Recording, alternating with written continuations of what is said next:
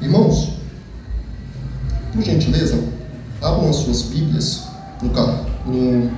na carta de Paulo aos Romanos, no capítulo 5, no versículo 1.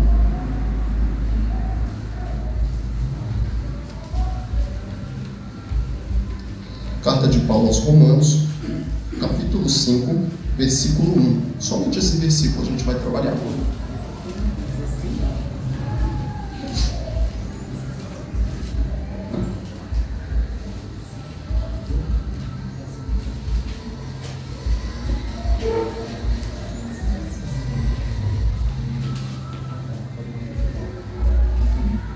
Todos se encontraram? Vamos fazer a leitura? Diz assim a palavra de Deus: tendo sido, pois, justificados pela fé, temos paz com Deus, por nosso Senhor Jesus Cristo. Vamos ler mais uma vez? Tendo sido, pois, justificados pela fé, temos paz com Deus, por nosso Senhor Jesus Cristo. Irmãos, a razão de eu escolher um texto como esse é que ele carrega doutrinas que estão expostas de forma direta e indireta nele. Houve um momento da minha vida em que eu buscava um trecho das Escrituras que pudesse me auxiliar na evangelização. E eu buscava um texto que pudesse me auxiliar nisso. E quando eu me deparei com Romanos, capítulo 5, no versículo 1, eu pude perceber que esse texto, ele carrega um peso doutrinário como nenhum outro. E eu quero discorrer isso com os irmãos. Antes, todavia, como é de costume eu acabar esquecendo, vamos orar, pedindo a graça de Deus nesse momento. Oremos. Pai bendito, nós mais uma vez nos justificamos a Ti e nos humilhamos diante da Tua face. Pai, é um grande privilégio poder expor a Tua palavra. No entanto, é uma grande responsabilidade. Eu sou responsável pelo que eu vou dizer aqui nessa noite. Por isso, eu rogo ao Senhor que a Sua graça me seja concedida, para que, mediante o Teu Espírito, eu possa ser fiel à Tua palavra e alimentar o Teu povo. Eu também rogo porque eu sou aquele que leva a mensagem aos ouvidos nessa noite, mas somente o Senhor pode levar a mensagem ao coração.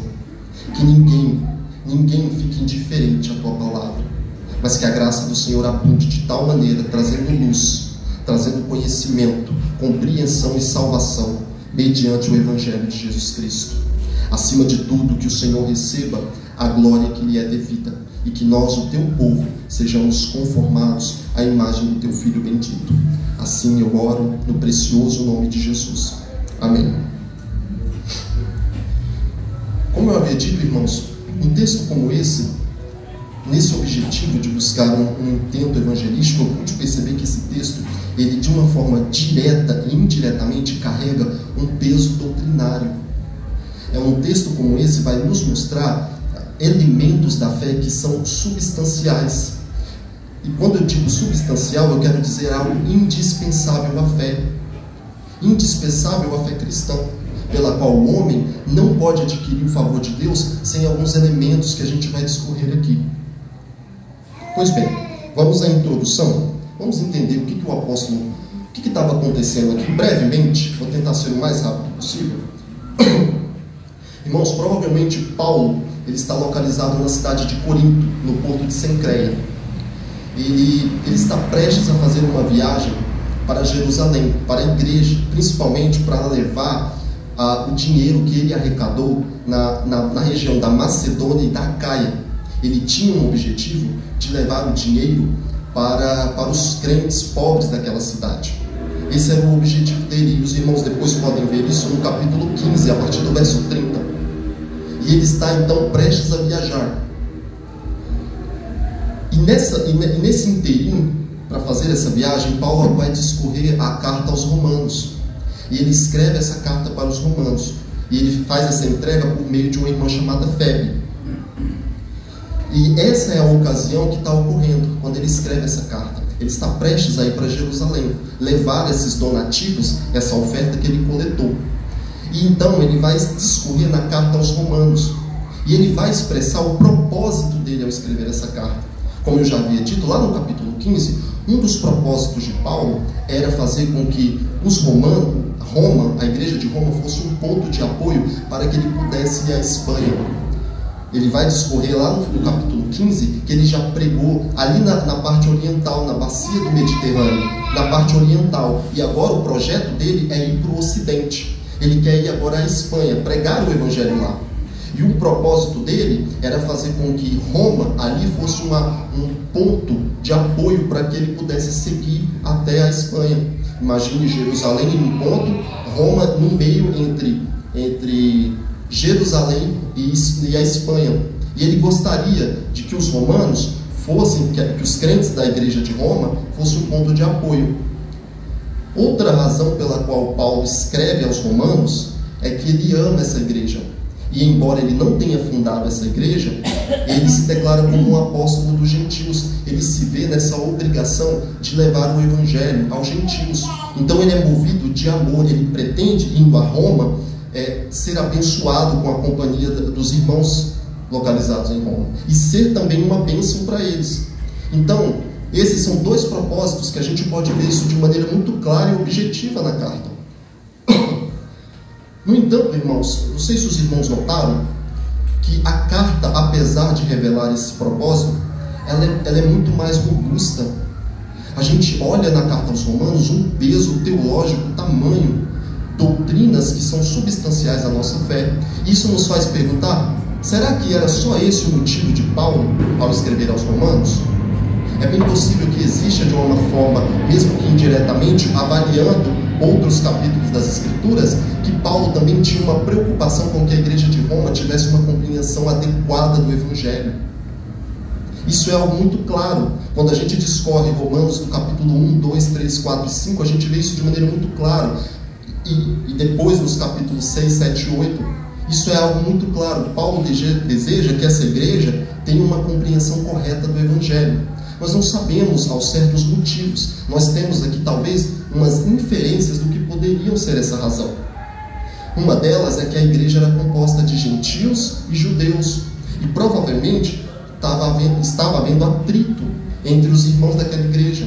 Porque muitos judeus entendiam que a salvação era adquirida por meio da fé em Jesus Cristo e da observância da lei de Moisés.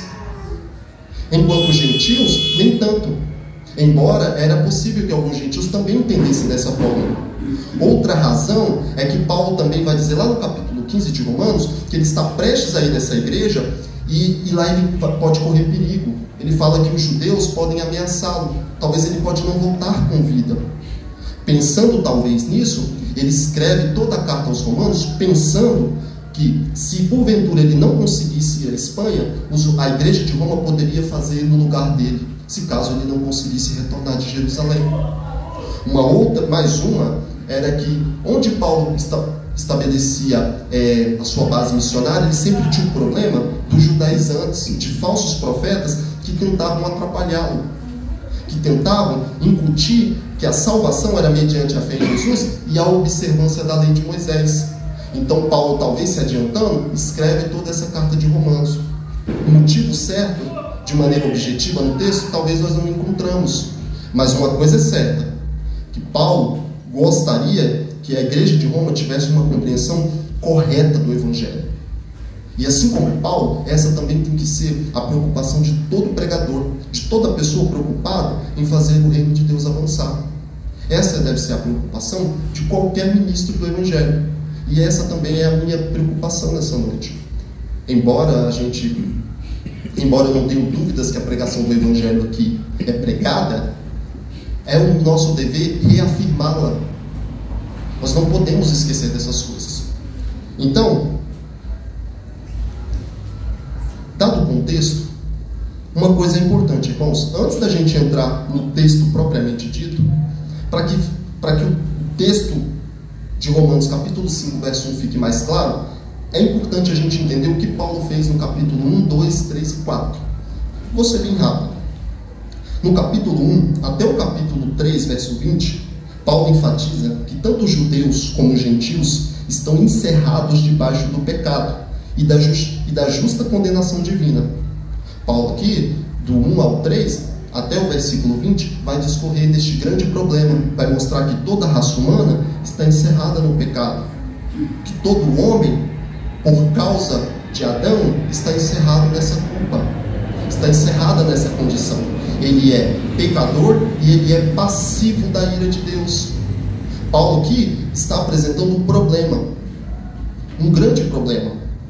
Quando a gente agora parte para o capítulo 3, do versículo 21 até o 31, o apóstolo explica que a justiça, assim, nós devemos entender que justiça aqui não é a punição, não é a justiça de Deus no sentido dele estar punindo, mas a justiça de Deus no sentido de dar uma sentença favorável. A justiça de Cristo, o mérito de Cristo. Então ele vai dizer no capítulo 3, do verso 21 ao 31, que existe aqui a solução do problema. Ele já apresentou o problema. E agora ele vai trazer a solução. Como que se dá a solução desse problema? E no capítulo 4, Paulo traz os exemplos de Abraão e Davi como demonstração da justiça de Deus alcançada pela fé. Paulo vai mostrar aqui que se alguém tem dúvida de como que o problema é resolvido através da fé, ele vai dar o exemplo de Abraão e de Davi, que esses dois alcançaram a sentença favorável de Deus foi mediante a fé, e não foi pelas obras. E quando a gente chega aqui no capítulo 5, o apóstolo agora vai discorrer sobre os benefícios da justificação. Ele já tratou em versículos anteriores dessa questão, da questão da justificação. E agora, no capítulo 5, ele vai dizer agora quais são os benefícios que aquele que recebeu a justiça de Deus, quais os benefícios ele vai colher disso. Existem benefícios na justificação. Irmãos, basicamente, o texto aqui quer dizer simplesmente isso, que a pessoa que é justificada colhe benefícios. Se os irmãos depois puderem olhar com paciência em casa, no verso 2, 3, ele vai ter outros benefícios que estão no texto, que se colhe dessa justificação. No entanto, o tempo que não nos permite.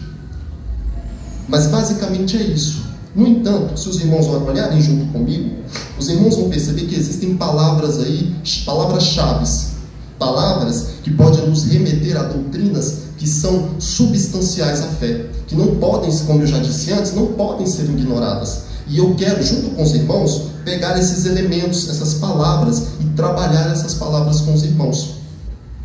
Vamos então fazer isso? Olha lá.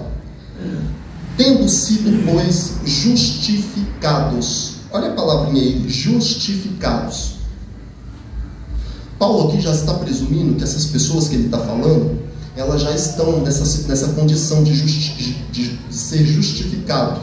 Eles já foram justificados. Ele está pressupondo isso aqui. É por isso que o texto, olha, tendo, pois, como se ele estivesse dizendo, já que vocês foram justificados, é isso que o texto está dizendo. Mas se a gente avaliar a palavra justificado, a gente vai ver que ela é uma palavra do grego que significa dikaiô. Dikaiô é um verbo que designa a condição daqueles que alcançaram a justificação estabelecida por Deus através de Cristo. Paulo está discorrendo da qualidade de alguém que recebeu a justificação. É isso que significa justificado. É um verbo que qualifica alguém que já foi, que já recebeu essa bênção, essa graça de Deus. Mas essa palavra justificada nos remete a uma outra palavrinha que é derivada dela, que é a palavra justificação. A palavra justificação, se os irmãos notarem, está um versículo antes, Romanos 4, 25. Olha lá, o qual por nossos pecados foi entregue e ressuscitou para a nossa justificação. Agora essa palavra aqui já não é mais um verbo, ela é um substantivo. Olha lá. A palavra aqui já não é dikaiô, é dikaioses. Dikaioses é uma palavra que carrega um aspecto jurídico. O que significa então dikaioses, que é justificação? O que significa essa palavrinha, justificação? Essa palavra, ela é uma palavra que denota uma sentença, uma declaração favorável a alguém. É isso que essa palavra significa. é uma sentença, olha lá, isso significa que a justificação é uma declaração ou uma sentença favorável diante de um tribunal cujo Deus é o juiz. Então essa palavra, ela carrega um aspecto forense. Forense é de fórum, judicial. É uma palavra que significa que ela tem um aspecto de jurídico. Ela tem a ideia de um tribunal onde alguém é um réu e a sentença que é dada a essa pessoa é uma sentença favorável. Isso que essa palavra significa. Justificação é uma sentença favorável que Deus dá àquele que crê. E aí, diante disso, quais são as consequências da justificação? Quais são as consequências da justificação que Deus dá ao pecador? Vamos ver? Olha aí o primeiro. A primeira consequência dessa justificação, a primeira consequência de receber uma declaração ou uma sentença favorável de Deus. Olha lá. Atos capítulo 13, versículo 38 e 39. Vamos ver aí uma primeira consequência. Atos capítulo 13, versículo 38 e 39.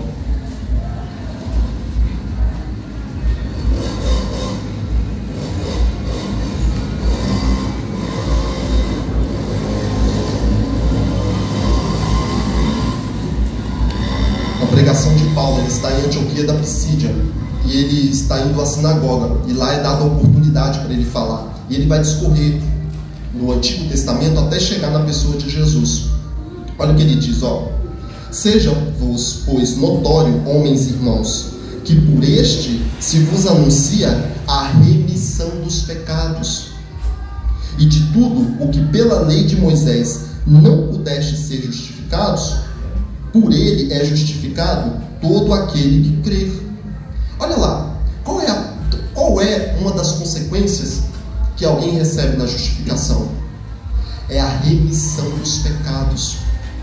A sentença de culpa decorrente aos nossos pecados tem como penalidade a condenação do inferno.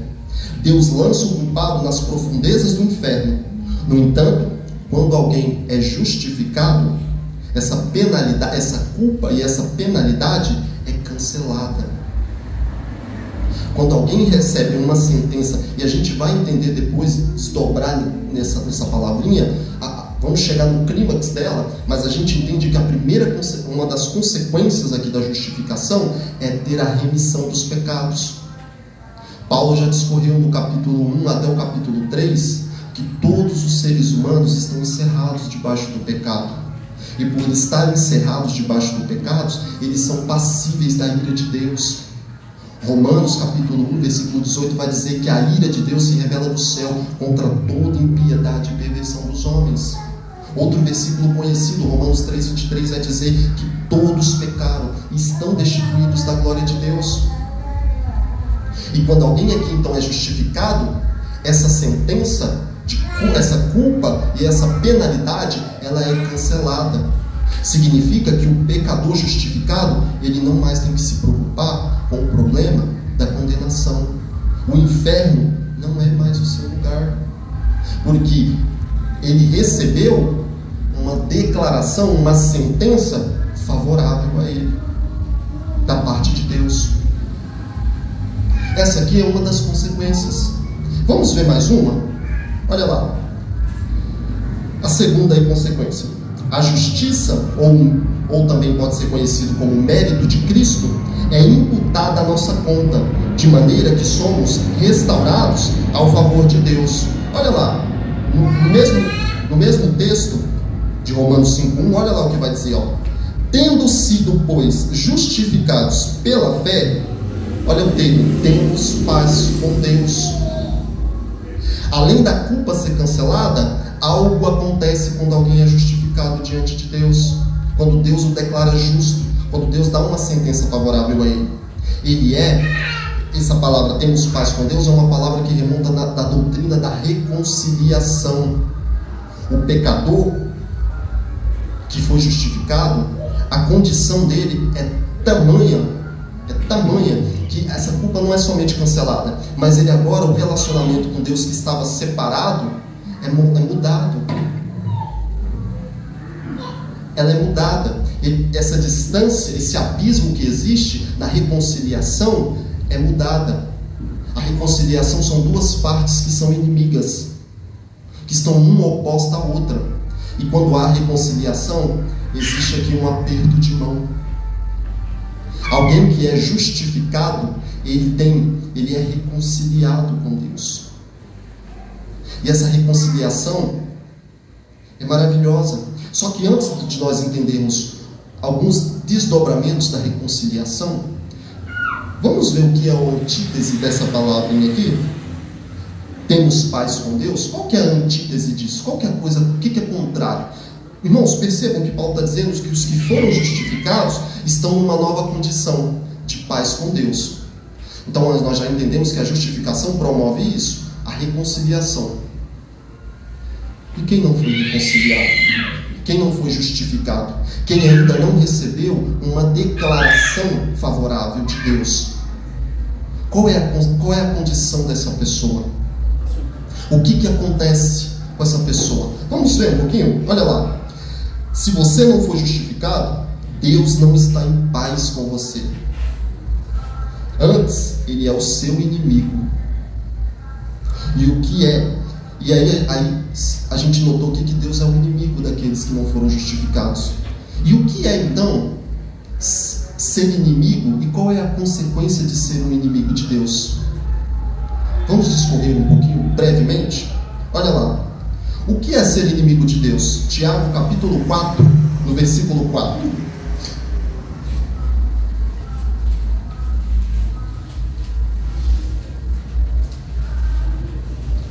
Tiago, capítulo 4, versículo 4.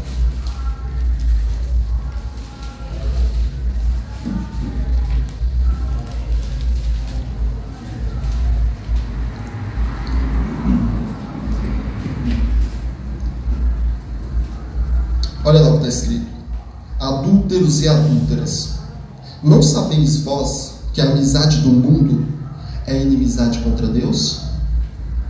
Portanto, qualquer que quiser ser amigo do mundo, constitui-se inimigo de Deus. Então, quem é inimigo de Deus? Quem é a pessoa que não foi reconciliada com Deus? A gente vê que ele não está em paz com ela. Ele é inimigo dessa pessoa. E o que é o inimigo de Deus? É aquela pessoa cuja vida, cuja a maneira de viver, ela é determinada pelo mundo. Ela é determinada pelo pecado, pela malícia, pela avareza. Essa é a declaração das Escrituras caracterizando o inimigo de Deus. É alguém que é amigo do mundo.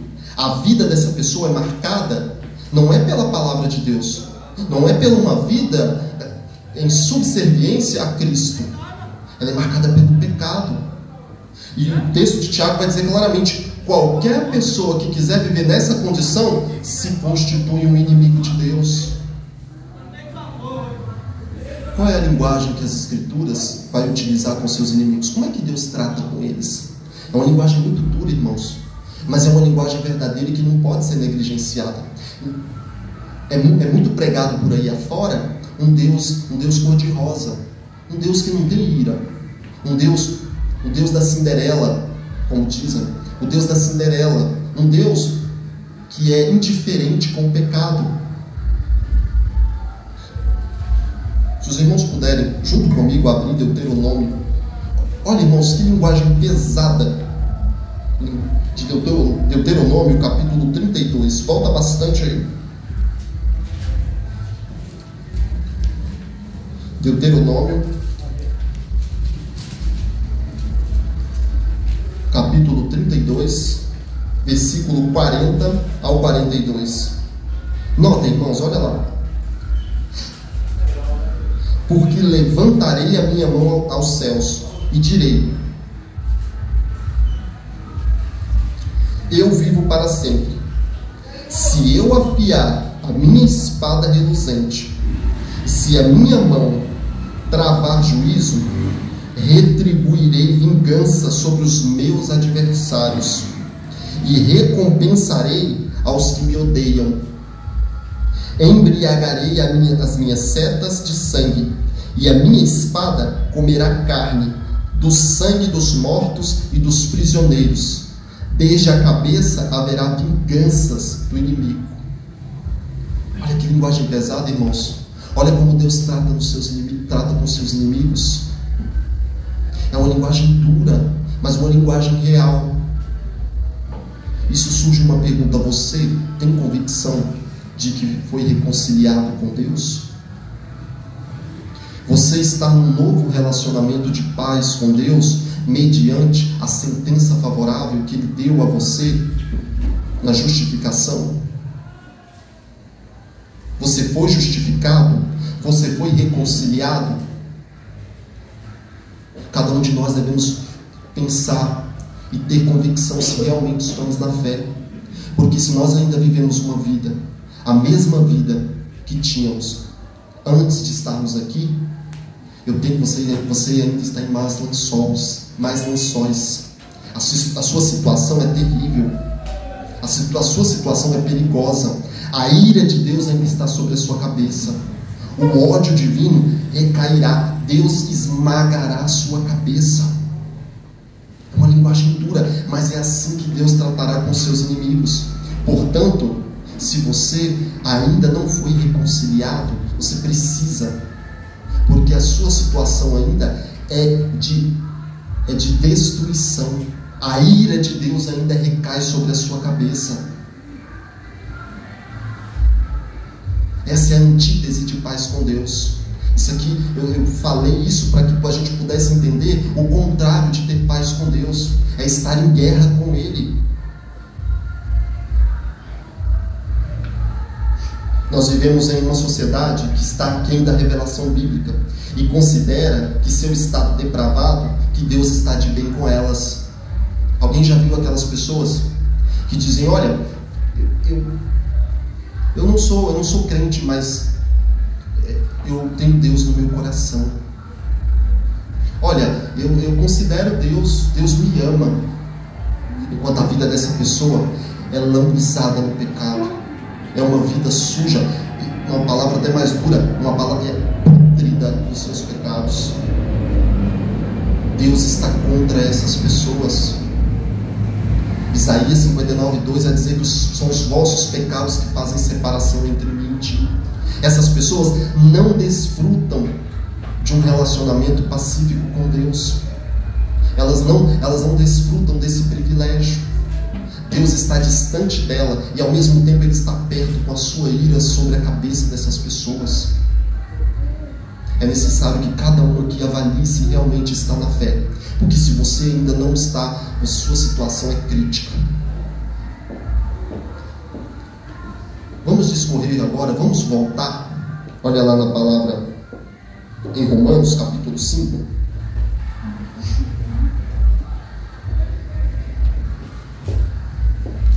Nós já discorremos aqui a palavrinha justificação.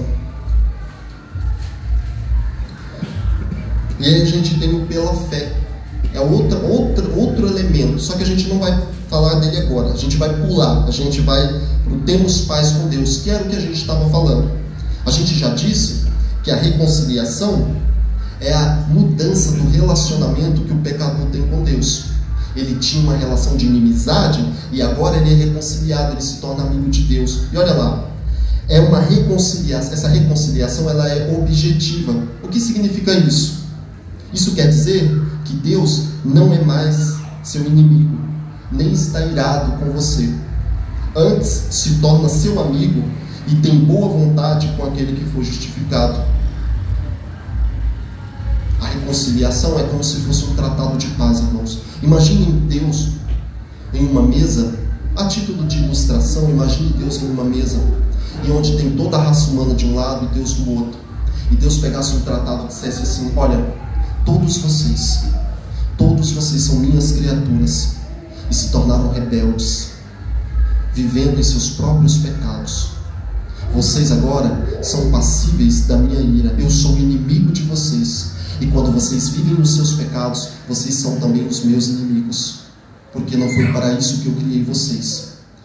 E eu digo mais, nessa guerra, eu disponho de todo um arsenal infinito para vencer essa guerra. A vitória é minha. Eu irei destruir vocês. Vocês estão perdidos. A causa de vocês é inútil. Não tem nenhum valor. Mas eu também sou rico em misericórdia. E eu faço aqui um tratado de paz. Se vocês levantarem a bandeira branca e confiarem no meu filho, a situação de vocês muda. Vocês se tornam agora, vocês vão fazerem parte do meu exército. Vocês vão mudar de lado. Vocês vão mudar de lado. E vocês agora serão meus amigos. Essa reconciliação, ela é objetiva. O relacionamento agora é outro. E essa reconciliação, irmãos, é tão profunda, ela é algo tão íntima, a disposição de Deus de se reconciliar conosco é algo tão íntimo, tão profundo, que o próprio Deus agora passa a habitar o interior do crente. Irmãos, isso é maravilhoso. Deus não somente está nos reconciliando, apartando de nós a sua ira, mas a sua reconciliação, ela é tão profunda que agora ele passa a habitar o nosso interior. 1 Coríntios 6,19, ele vai dizer que o crente agora é a habitação do Espírito Santo. O próprio Deus passa a habitar no interior do crente. Tamanha é essa reconciliação, tamanha é a boa vontade de Deus para com os homens. Bom, dito isto, como é então que o pecador se apossa dessa justiça de Cristo? Nós entendemos que a justificação é uma sentença favorável. Então, como é que eu me aposso? Como é que eu me beneficio dessa sentença? Como é que eu vou me apropriar deste benefício? Vai um pouquinho para frente em Gálatas, capítulo 2, versículo 16.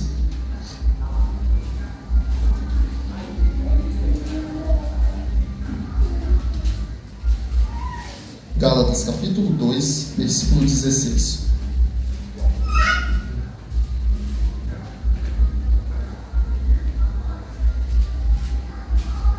Olha o que diz lá. Sabendo que o homem não é justificado pelas obras da lei, mas pela fé em Jesus Cristo. Temos também crido em Cristo Jesus para sermos justificados pela fé em Cristo, e não pelas obras da lei. Porquanto pelas obras da lei nenhuma carne será justificada. Então, como é que eu me aprovo? Como é que eu tenho uma sentença favorável diante do tribunal de Deus? Uma sentença que me declare justo. Como é que eu faço isso? Como é que eu posso fazer com que Deus me torne justo diante dele? A resposta é muito simples. É a fé no seu Filho Jesus. É por meio da pessoa e obra de Cristo que nós nos apropriamos dessa justificação. Quando nós cremos em Cristo, então Deus olha para nós e nos declara justo. E ser justo não implica que cai um óleo do céu e você se torna alguém mais santo, mais justo. A ideia não é essa. A ideia não é essa. A ideia é que somos culpados. A penalidade é justa. No entanto, quando nós colocamos a nossa fé no Filho de Deus, a sentença que Ele dá em nosso favor, a sentença que Ele nos dá é uma sentença favorável. Não é mais a condenação, é justificação. Você se apropriou dessa justiça? Você se apropriou? Marcelo, como é então que eu me aproprio? Vamos discorrer aqui mais uma palavrinha aí, ó, ou a frase pela fé. Olha esse termo aí, ó, tendo sido justificados pela fé.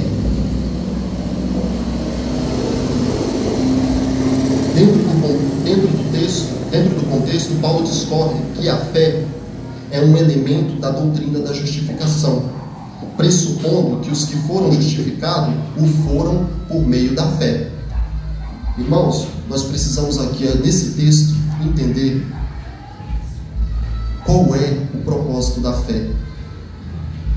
Qual é o papel da fé na justificação daquele que crê? Será que a fé ela é a base da nossa salvação? Será que a fé é a base da nossa salvação? A resposta é não. A fé não é a base da nossa salvação. A fé aqui, ela é a instrumentalidade pelo qual eu me aposto dessa justificação de Deus. É como se a fé fosse uma via que me dá acesso a outro ponto. A fé é como se ela fosse um canal que liga dois pontos. A fé em si não salva. A fé em si não tem valor. O que tem valor é o objeto dessa fé. É o objeto da fé que determina a nossa salvação. A fé em si mesma não tem poder, mas o objeto dela sim, que é a vida e obra de Jesus Cristo.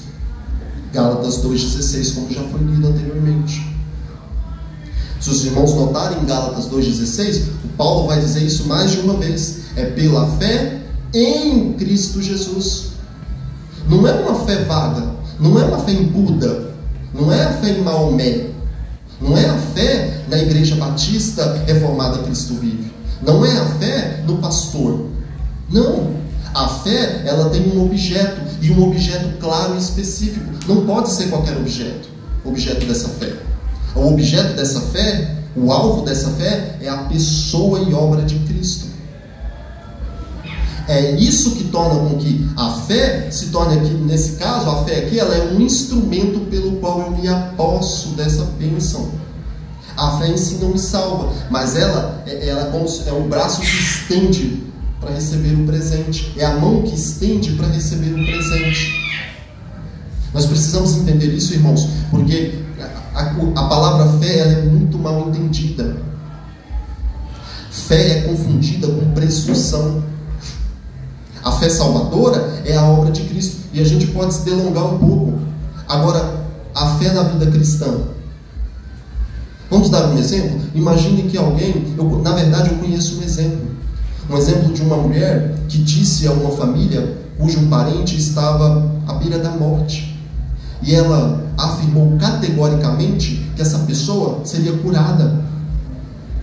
Será que esse tipo de fé é uma fé sadia? Nós vemos no texto aqui que o objeto correto da nossa fé é a vida e a obra de Cristo. Mas qual é o objeto da nossa fé para que tenhamos uma vida cristã sadia? Qual é o objeto da nossa fé para que tenhamos uma vida agradável a Deus enquanto aguardamos aquele grande dia? É as Sagradas Escrituras. E quando eu começo a embasar a minha fé em coisas que as Escrituras não diz, eu estou sendo presunçoso. O que essa mulher fez foi presunção. Eu não estou dizendo que nós não podemos ter fé, a confiar que se Deus quiser, Ele pode curar. Ele pode, e Deus opera a cura. Isso não é impossível. Mas afirmar isso como se fosse uma promessa, como esse texto aqui diz, que quem crê no Filho de Deus tem a justificação, como se isso fosse uma promessa, isso é presunção. Nós temos que tomar muito cuidado com isso. Em avaliar qual é o alvo da nossa fé. O alvo da nossa fé não pode ser qualquer coisa. Nossa fé não é uma fé cega. É uma fé que tem base, que tem fundamentos, e é as Sagradas Escrituras. Nós precisamos ter um conceito correto do que é a fé. A fé é um instrumento pelo qual nós apossamos dos benefícios que Deus nos dá, mas ela também tem um alvo, ela tem um objeto correto. A fé salvadora é a obra e a vida de Cristo, e da vida cristã é a obra de Cristo revelada, discorrida nas Escrituras. Isso que é a fé sadia, a fé madura, e nós precisamos entender isso. Irmãos, o que significa ter fé em Jesus? Nós falamos que temos que ter fé, mas o que de fato é ter fé? O que é ter fé?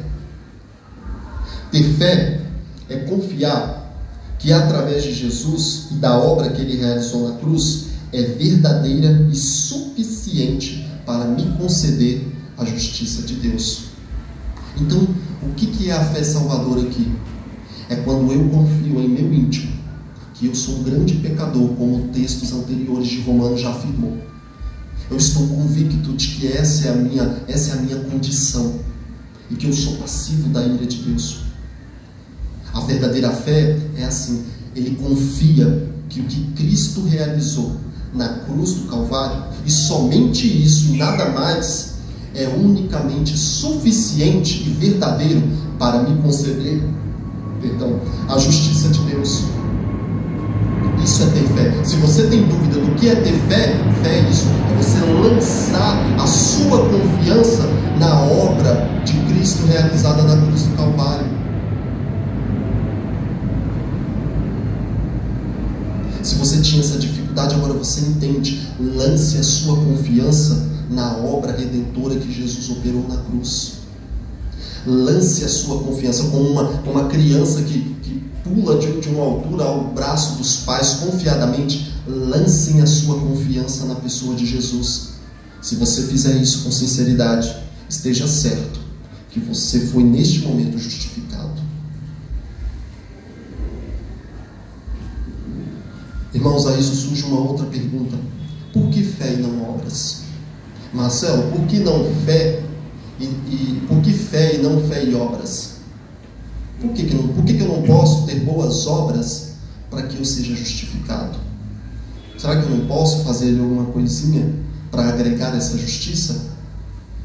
A resposta nós vamos encontrar em Gálatas capítulo 3, no versículo 10. Existe mais de um motivo porque as obras é excluída, mas eu vou discorrer com uma. Olha lá por que as suas obras não têm nenhum valor diante de Deus, para te justificar, para Ele te dar uma sentença favorável diante de um tribunal. Gálatas capítulo 3, versículo 10. Vou me adiantar, irmãos. Todos aqueles, pois, que são das obras da lei, estão debaixo de maldição, porque está escrito: maldito todo aquele que não permanecer em todas as coisas que estão escritas no livro da lei, para fazê-las. Olha lá, por que as minhas obras não têm valor? Para que eu receba a justificação de Deus, para que eu me torne justo diante de Deus. Por que ela não tem valor?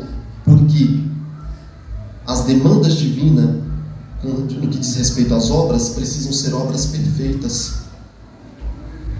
Você precisa ser alguém que nunca pecou para que você seja justificado por suas obras. Eu não preciso perguntar se alguém aqui está nessa condição. Todos nós, pela nossa própria consciência, sabemos que pecamos, que desobedecemos essa lei. Nós não podemos alcançar essa justiça de Deus porque eu sou bonzinho, porque eu dou dízimo, porque eu dou oferta, porque eu vou à igreja. Eu não posso ser justificado por isso, por doar os meus bens, por ser um bom marido, por ser uma boa esposa, por ser um bom filho. Não é por isso que você é justificado. Por quê? Porque as Gálatas vai dizer que quem não cumprir cabalmente, sem nunca ter falhado, é maldito. Só teve uma pessoa que cumpriu a lei de ponta a ponta. Só teve alguém que cumpriu a lei, que foi Cristo Jesus. É por isso que Ele é justo diante de Deus. E a gente vai entender como essa justiça dele é colocada na nossa conta. Vamos correr mais um pouquinho, eu já estou terminando. Olha lá. Outro elemento que encontramos no texto é a pessoa de Jesus. Vamos ler mais uma vez o texto? Tendo sido, pois, justificados pela fé, temos paz com Deus, por nosso Senhor Jesus Cristo. Irmão Marcelo, que cargas d'água? A minha justificação é por meio da pessoa de Jesus. Por que tem que ser a pessoa de Jesus e não outra? Porque Ele é o meio. Por que Ele é a base da minha salvação e não outra coisa? E não as minhas obras? Por quê? O capítulo 4 de Romanos, no versículo 25, vai nos dar uma resposta. Olha lá. O qual por nossos pecados foi entregue e ressuscitou para a nossa justificação. O que acontece aqui? Por que tem que ser a pessoa de Jesus? É aqui que nós entramos e iniciamos sobre a doutrina da dupla imputação. Nós estamos muito acostumados com a palavra amputação da medicina, de amputar, de tirar para fora. Mas aqui, a doutrina da dupla imputação, a palavra in, o prefixo in, é colocar dentro. O que acontece então quando alguém crê em Cristo? É muito simples. Imagine que esse é você, um pecador.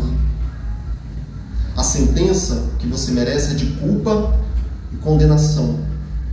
Essa aqui é a pessoa de Cristo. Ele se fez homem, viveu debaixo da lei, cumpriu a lei, e ele tem justiça, ele tem mérito diante de Deus. Ele é um justo. O que acontece então quando a pessoa lança sua confiança na obra que Jesus Cristo realizou na cruz? Acontece isso aqui, ó. O seu pecado é imputado na conta dele. Não é que ele pecou, mas ele assumiu a dívida da culpa. Ele recebeu na cruz a ira de Deus. O mais difícil para Cristo não foram os pregos, não foram os espinhos, não foram os chicotes. Foi o abandono de Deus. Deus meu, por que me abandonaste? Ele assumiu a culpa do pecado do seu povo.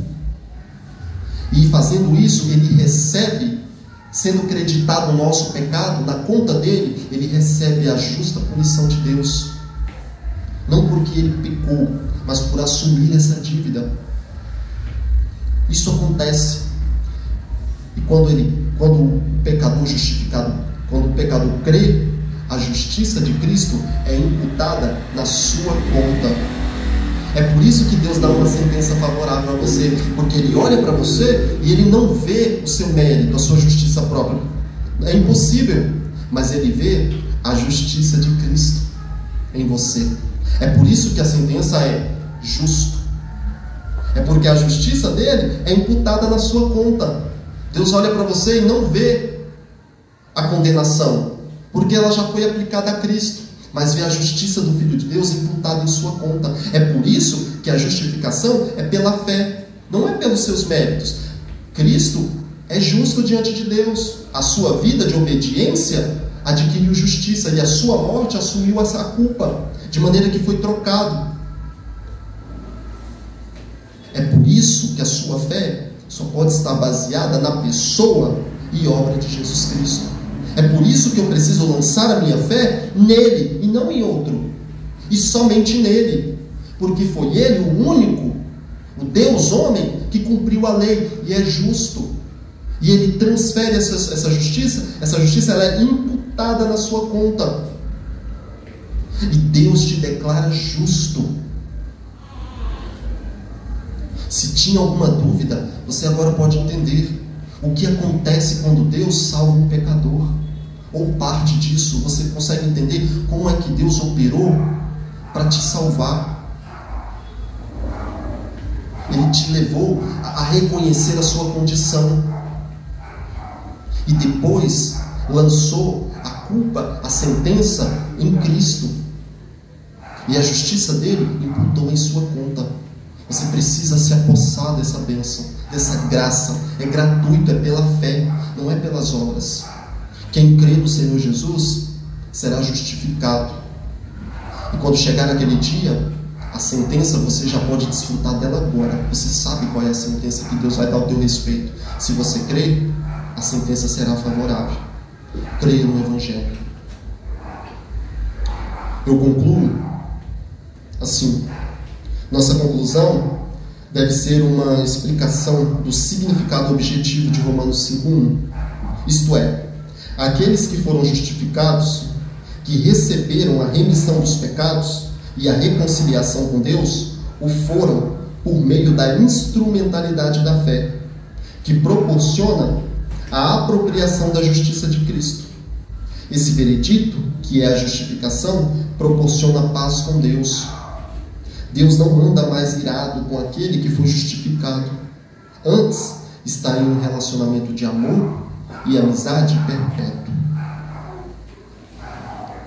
Se eu pudesse parafrasear esse texto, eu diria o seguinte: justificados, pois, ou tendo uma sentença favorável, por meio da instrumentalidade da fé, somos reconciliados com Deus, por meio da obra que Jesus operou na cruz, da dupla imputação do meu pecado posto nele e da justiça dele imputado a mim.